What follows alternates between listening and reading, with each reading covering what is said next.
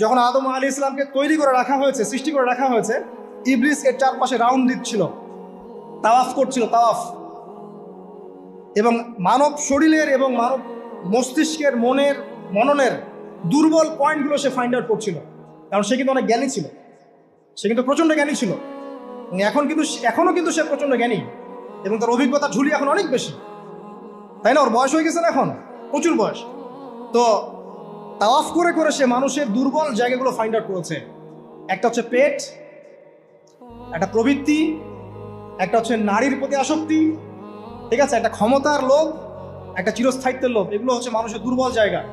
ইবলিস এগুলো find out করে ওইভাবে চাল দিয়েছে। কথা বুঝতে পারছেন? একটু খেয়াল করে দেখেন, এখনকার বিশ্বে যত অন্যায় হচ্ছে, ম্যাক্সিমাম পাপ হচ্ছে পেটের কারণে। পেট। সুদ খায় কেন? পেটের কারণে। ঘুষ খায় কেন? পেটের কারণে। ইভেন যে এখন জেনা করছে, ওদেরকে তো এখন যৌনকর্মী বলতে হয়, তাই না? সম্মান দিয়ে কথা বলতে হয়। তো যৌনকর্মী যারা, তারাও দেখবেন পেটের কারণেই করছে, পেটের কারণে। তারপর দেখবেন মানুষের সম্পদ আত্মসাৎ, ওই যে ছেলে মেয়ে বাল বাচ্চার জন্য। পেট মানে মূল জিনিসটা কি? পেট। এবং চিরস্থায়িত্ব, ক্ষমতার দাপট আর প্রবৃত্তির দাসত্ব, এগুলো হচ্ছে মানুষের সবচেয়ে দুর্বল পয়েন্ট। দেখবেন ম্যাক্সিমাম পাপ হচ্ছে মেয়েদের কারণে। মেয়েদের কারণে না? মেয়ের পিছনে, মেয়ের পিছনে আপনি চলে গেছেন, এখানে আত্মহত্যা করছে কেউ, কেউ এখানে আপনার জেনা করছে, কেউ ধর্ষণ করছে, কেউ পরকে লিপ্ত হচ্ছে। মানে মেয়েরই কোনো পাপ। ওই যে বলে না, দুইটা পাপ যাকে পেয়ে গেছে তার লাইফটা ক্র্যাশড। একটা হচ্ছে মেয়ে, আর একটা হচ্ছে টাকা। অর্থ সম্পদ লালসা যার মধ্যে পেয়ে বসেছে, এর জীবন শেষ। আর যার মেয়ের নেশা আছে, মেয়ের নেশা যার মধ্যে আছে, এর জীবন শেষ। একে আপনি হেদায়েতের পথে আনতে পারবেন না ইল্লা মাশাআল্লাহ, আল্লাহ পাক যদি না চান। আসেন, ইবলিস তাওয়াফ করছিল এবং সে কিন্তু টোপ দিল, চিরস্থায়িত্বের টোপ দিল। এবং কিসের টোপ দিল? ফেরেশতা হয়ে যাবে, অমর হয়ে যাবে। এবার আমাদের পিতামাতা আদম এবং হাওয়া আলাইহিস সালাম, তারা কিন্তু ফল খেয়ে ফেললেন। আর এটা এমন নয় একবার ওয়াসওয়াসা দিয়েছে বাস খেয়ে ফেলেছেন, এমন নয়। কন্টিনিউয়াসলি সেই কাজটা করেছে। একটা মানুষ যখন জেনা করে, ইবলিস কি একবার এসে বললেই কেউ জেনা করে ফেলে? আস্তে আস্তে কিন্তু মানুষ জেনার পথে যায়।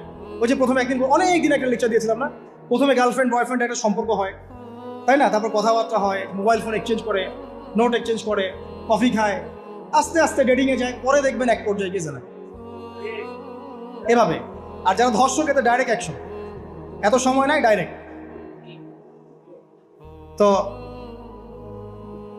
ইবলিস প্রতিটা পাপ মানুষকে ধাপে ধাপে করায়। দেখবেন ইবলিস এখানেও কিন্তু আমাদের পিতামাতাকে ধাপে ধাপে ওইদিকে নিয়ে গিয়েছিল। এবার আসেন, আমাদের পিতামাতা ফল খেয়ে ফেললেন, এই জায়গাটা খুব ভালো করে বোঝেন। এই ফল খাওয়াটা আল্লাহর অবাধ্যতা না। আল্লাহ পাক বলেছিলেন না যে জালেম হয়ে যাবে, আল্লাহ পাকের অবাধ্য হলেন। অবাধ্যতার ফলাফলটা কি হলো এবার শোনেন। আমরা সবাই জানি অবাধ্যতার ফলাফল কি, আল্লাহ পাক জান্নাত থেকে নামিয়ে দিয়েছেন, তাই তো? এর আগে আরেকটা ফলাফল হয়েছে।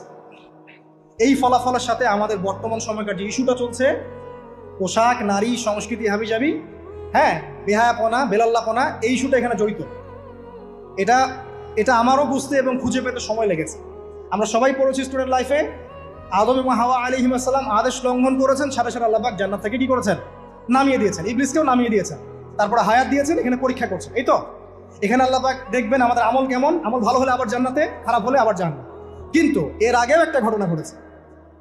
যে মুহূর্তে আমাদের পিতামাতা ফল খেয়েছেন গাছের কাছে গিয়েছেন, আল্লাহ পাকের আদেশটা লঙ্ঘন করেছেন, সাথে সাথে তাদের গায়ের পোশাকটা খুলে পড়ে গেছে।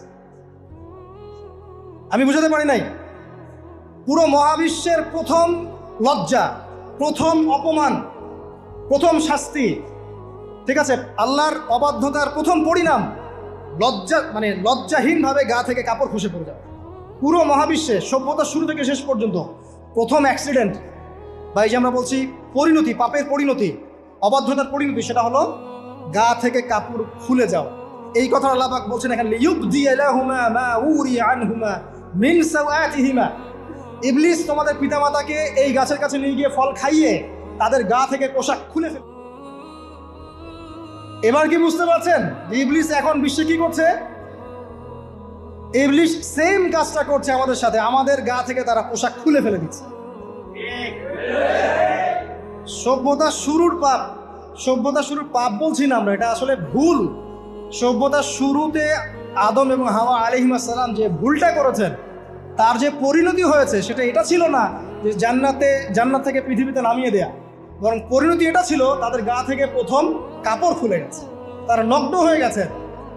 ইবলিস সর্বপ্রথম আমাদের বাবা মাকে নগ্ন করেছে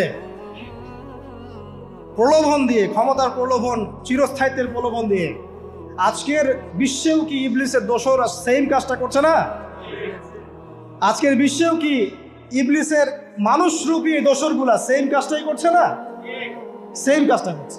আমাদের গা থেকে ওরা পোশাক খুলে ফেলছে, এরপর আল্লাহ পাক জান্নাত থেকে নামিয়ে দিয়েছে। আগে কিন্তু এটা হয়নি, আগে পোশাক খুলেছে। এরপর কি হচ্ছে জানেন? শোনেন, আল্লাহ পাক ওয়াকাল মা নাহাকুমা রাব্বুকুমা আন হাযিহি আশ-শাজারা ইল্লা আন তাকুনা মালাকাইন আও তাকুনা মিনাল খালিদিন। ইবলিস বলছিল যে তোমাদের রব তোমাদেরকে এই গাছের কাছে যেতে নিষেধ করেছে এই কারণে যে তোমরা এখানে গেলে মালাক হয়ে যাবে এবং চিরস্থায়ী হয়ে যাবে। ওয়াকাসামাহুমা ইন্নী লাকুমা লামিনান নাসিহিন। ইবলিস বলছিল যে আমি আল্লাহর কসম করে বলছি আমি তোমাদের শুভাকাঙ্ক্ষী। ফাদাল্লাহুমা বিগুরুর, ওদেরকে তারা পথভ্রষ্ট করলো, ইবলিস তাদেরকে পথভ্রষ্ট করলো। ফালাম্মা যাকাশ শাজারা, যখন তারা গাছের কাছে গেলেন, বাদাত লাহুমা সাওআতুহুমা, তাদের লজ্জাস্থানটা উন্মুক্ত হয়ে গেল, কাপড় খুলে পড়ে গেল। এটাই বলতে যাচ্ছিলাম। ওয়া তাফিকা ইয়াখসিফানি আলাইহিমা মিন ওয়ারাকিল জান্নাহ, এবং আদম এবং হাওয়া আলাইহিমা সালাম জান্নাতের গাছের পাতা ছিঁড়তে লাগলেন এবং সেই পাতা দিয়ে লজ্জাস্থান ঢাকতে লাগলেন। আপনার বাবা আপনার মাকে যদি কেউ রাস্তায় নগ্ন করে ফেলে আপনার কেমন লাগবে? আপনি কি করবেন তার ইজ্জত সম্মান বাঁচানোর জন্য? আমাদের পিতা মাতাকে ইবলিস জান্নাতে নগ্ন করে দিয়েছিল এবং আমাদের পিতা মাতা জান্নাতের পাতাগুলো ছিঁড়ে ছিঁড়ে লজ্জাস্থানকে আবৃত করতে শুরু করে।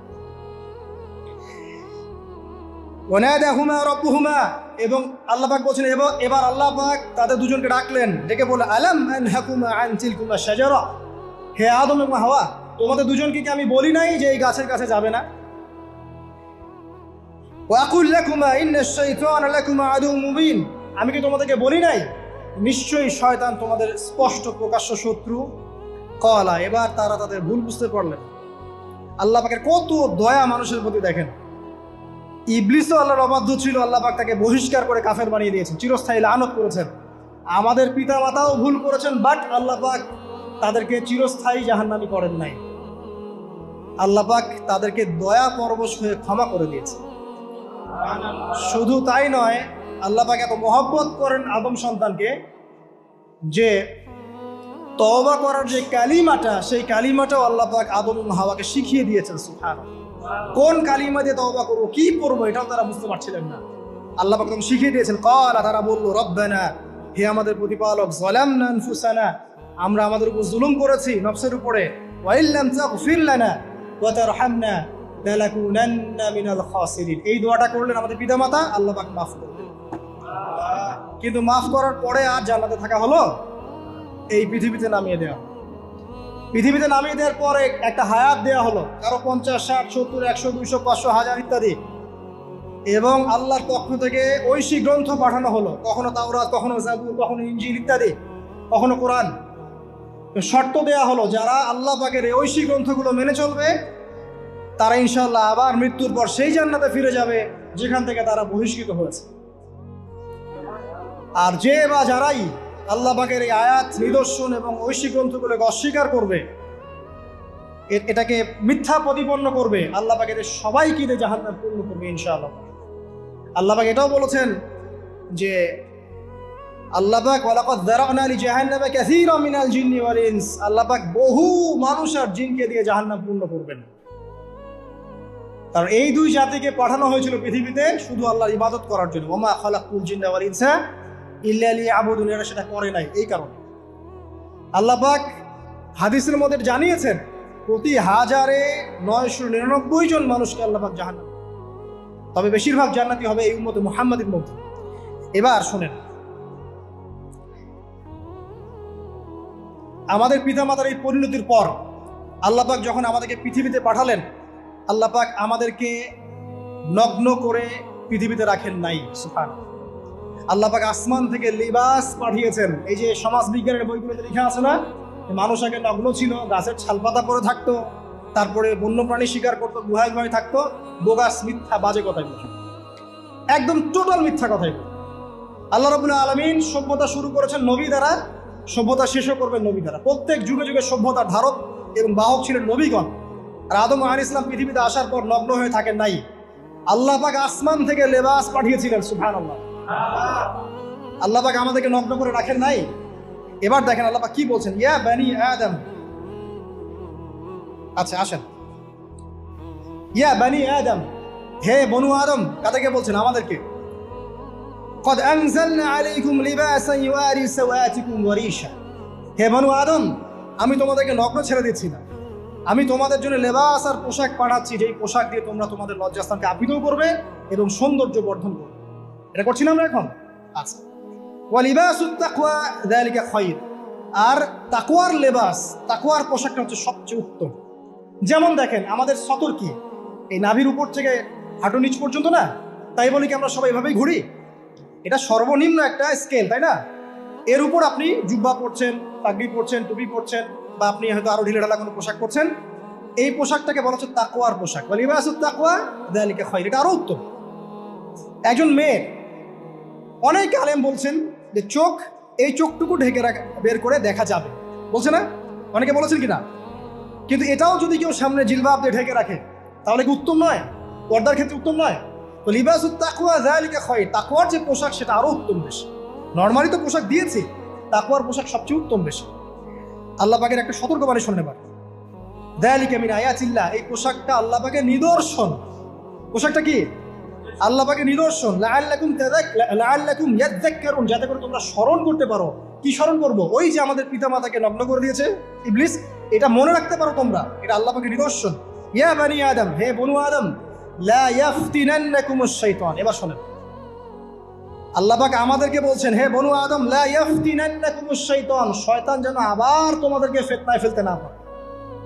পৃথিবীতে তোমরা থাকবে, শয়তানের বহু দোসর তোমাদের সামনে থাকবে, ডানে বামে, যে ডান থেকে আসবে, বাম থেকে আসবে, হ্যাঁ, সামন পিছন থেকে আসবে, মিডিয়ার মধ্যে দিয়ে তোমাদের ঘরে ঘরে ঢুকে যাবে শয়তানের দোসর। লা ইয়াফতিনান্নাকুমুশ শাইতান, শয়তানের দোসররা যেন তোমাদেরকে ফিতনায় ফেলতে না পারে। কে বলছেন? আল্লাহ পাক বলছেন। কিরকম ফিতনা? কামা আখরাজা আবাওয়াইকুম মিনাল জান্নাহ, ঠিক যেভাবে শয়তান তোমাদের পিতামাতাকে জান্নাত থেকে বের করে দিয়েছিল, ওই রকম ফিতনায় যেন ফেলতে না পারে। ঠিক আছে? ওয়ায়ানজিউ আনহুমা লিবাসাহুমা, এবং শয়তান তোমাদের পিতামাতার লেবাস খুলে ফেলেছিল, নগ্ন করে দিয়েছিল, নগ্নতা, বেহায়াপনা, অশ্লীলতা শিখিয়েছিল, ওইদিকে ধাবিত করতে চেয়েছিল। শয়তানের দোসররা যেন এটা করতে তোমাদের সাথে না পারে, সতর্ক থাকবে।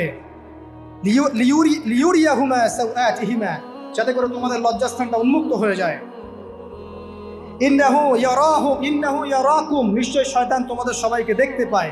হুয়া ওয়া কাবিলুহু, সে এবং তার পুরো কবিলার লোকজন, মিন হাইসু লা তারাউনাহুম, এমন জায়গা থেকে যে জায়গা তোমরা দেখতে পারো।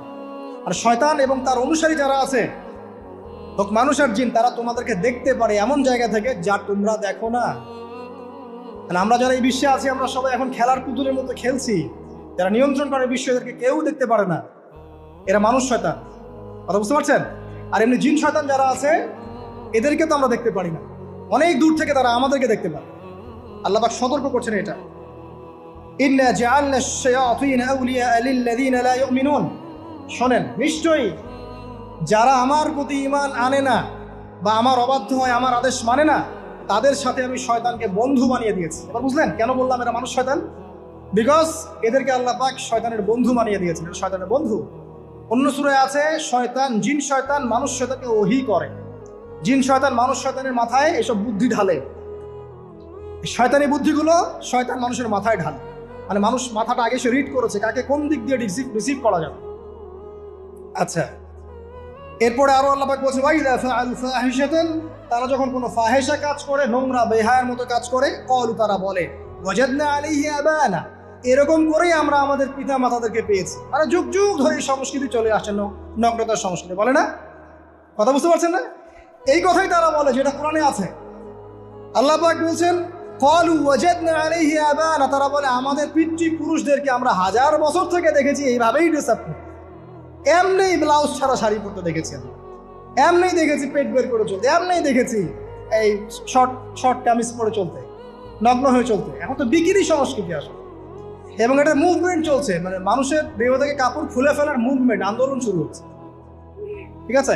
এবং দোহাই হচ্ছে আমরা হাজার বছর থেকে এমনিই চলছে। এই যে আল্লাহ পাক বলছেন ইন্না ইন্না ওয়াজাদ ক্বালু ওয়াজাদনা আলাইহি আবানা, আমরা এর উপরে আমাদের পিতা মাতাদেরকে পেয়েছে। ওয়াল্লাহু আমারানা বিহা, এরা আরো বলে আল্লাহ আমাদেরকে এই আদেশ করেছেন। নাউযুবিল্লাহ। আল্লাহ বলছেন আল্লাহ পাকের আদেশ কি? কুল ইন্নাল্লাহা লা ইয়া'মুরু বিল ফাহশা, নিঃসন্দেহে আল্লাহ পাক কোনো ফাহেশা কাজের আদেশ করতেই পারেন না। পারেন? নিঃসন্দেহে আল্লাহ পাক কোনো ফাহেশা, বেরাল্লাপনা, বেহায়ার মতো কোনো আদেশ, বেহায়া করার কোনো কাজের আদেশ করতে পারেন না। আতাকুলুনা আলাল্লাহি মা লা তা'লামুন, তোমরা কি আল্লাহ সম্পর্কে এমন কথা বলছো যেই কথা তোমরা জানো না? এই পর্যন্ত থাক। এবার আসেন বাস্তবতায় আসেন। এতটুকু যে আমরা হিস্ট্রির সূচনার কথাগুলো বললাম, এখানে আপনারা কিন্তু প্রথম একটা দলিল পেলেন মানুষের দেহ থেকে পোশাক খুলে ফেলে। এরপর আমি পুরো কোরআনটা ঘাটার চেষ্টা করেছি, আদম আলাইহিস সালাম থেকে শুরু করে মুহাম্মদ সাল্লাল্লাহু আলাইহি ওয়াসাল্লাম পর্যন্ত হাজার হাজার শতাব্দী চলে গেছে, তাই নাই? হাজার হাজার বছর চলে গেছে, বহু জাতি এসেছে, বহু জাতি চলেও গেছে। আমরা কি প্রথম জাতি নাকি? এর আগে কত জাতি পৃথিবীতে এসেছে, চলেও গেছে, গেছে না? আচ্ছা, কোরআন ঘেটে ঘেটে ক্লান্ত হয়ে যাওয়ার পর আমরা এমন কোনো জাতি পাচ্ছি না যাদের কথা আল্লাহ পাক বলেছেন যে আমি তাদেরকে ধ্বংস করেছি অশ্লীলতার কারণে বা এই আপনার বেলাল্লাপনার কারণে বা ফাহেশা কাজের কারণে। সরাসরি এই একটা কারণ দেখে আল্লাহ পাক কোনো কওমকে ধ্বংস করেছেন খুব রেয়ার, খুঁজে পাওয়া যাচ্ছে না। শুধু 3টা জায়গা বের করতে পেরেছি। কয়টা জায়গা? 3টা। এক নম্বর দেখেন, আদম আলাইহিস সালাম পরে নূহ আলাইহিস সালাম না, এই জাতিটাকে আল্লাহ পাক ধ্বংস করেছেন না? এই ধ্বংসটাকে আল্লাহ পাক এই বেপরদামির কারণে করেছেন, অশ্লীলতার কারণে করেছেন, পোশাকের অপসংস্কৃতির কারণে করেছেন? করেন না, শিরকের কারণে করেছেন। কি কারণে? শিরক। আল্লাহ পাক সবাইকে ডুবিয়ে মেরেছেন, কিন্তু ওরা যে নগ্ন পোশাক পরে রাস্তাঘাটে চলাফেরা করতো এই কথাটা কিন্তু আল্লাহ পাক বলেন। তার মানে ওদের পাপ এটা ছিল না। এরপর ইব্রাহিম আলাইহিস সালামের কওম কি এই কারণে ধ্বংস হয়েছে? অশ্লীলতার কারণে ধ্বংস হয়েছে? বেহায়াপনার কারণে ধ্বংস হয়েছে? নগ্নতার সংস্কৃতির অপচর্চার কারণে ধ্বংস হয়েছে? না, শিরকের কারণে। আদ জাতি এই কারণে? না। সামুদ জাতি এই কারণে? না। একটা জাতি পাওয়া যায়, তার নাম কওমে লূত। কি নাম? কওমে লূত। এই লূত কওম ছিল সমকামী, তারা মেয়েদের সাথে বিবাহ বন্ধনে আবদ্ধ হতো না, বরং ছেলেদের ছেলে ছেলে জেনা করতো না। এই একটা জাতি পাচ্ছি ইতিহাসে যারা অশ্লীলতার কারণে, ফাহেশা কাজের কারণে, সমকামিতার কারণে, নোংরামির কারণে আল্লাহ পাক পুরো উপরে উঠিয়ে নিচে নামিয়ে ধসিয়ে দিয়েছে। এই একটা জাতি পেলাম।